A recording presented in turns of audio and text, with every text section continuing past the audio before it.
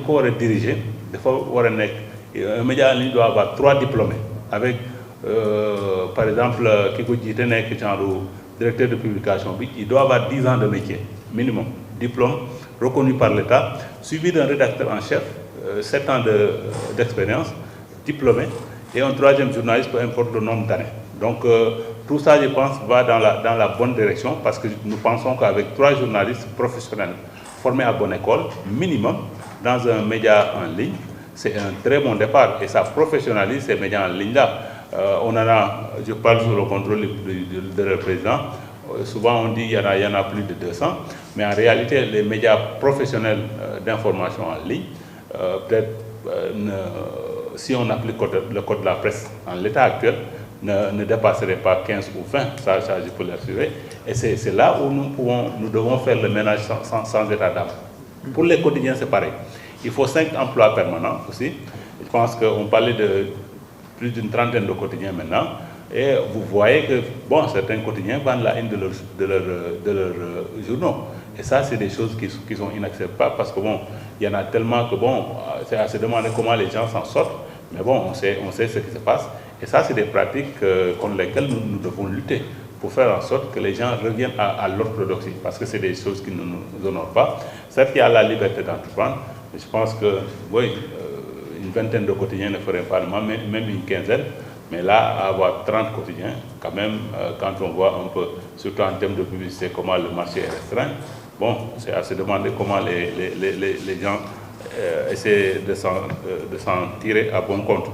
Pour l'audiovisuel, vous savez, le CNRA maintenant a un nouveau cahier de charge pour ce qui est des télévisions et des radios. Donc il y en a aussi de ce côté-là qui naissent et qui meurent. Mais je pense que si le CNRA fait respecter ce cahier de charge-là à tout un chacun, nous pouvons avoir vraiment des médias audiovisuels professionnels et faire en sorte que bon, l'environnement médiatique quand même soit un environnement sain. Parce que bon, c'est vrai qu'il y en a beaucoup, mais comme l'a dit quelqu'un, je pense, dans ce présidium-là, il y a beaucoup de précarité au niveau de l'emploi. Il y a des gens qui ouvrent des médias pour presque être des négriers, faire travailler des gens sans leur assurer un salaire à la fin du mois. Bamba Kassé souvent s'arrache les cheveux parce qu'il y en a beaucoup de nos jeunes consoeurs et confrères qui travaillent et qui ne perçoivent même pas de salaire, ce qui est inacceptable parce que ça, c'est de l'exploitation. Je pense que de ce côté-là, si nous appliquons les textes, je pense qu'on va y arriver. Voilà. Edouard, si on peut vous donner la parole. Oui. La tenue des assises.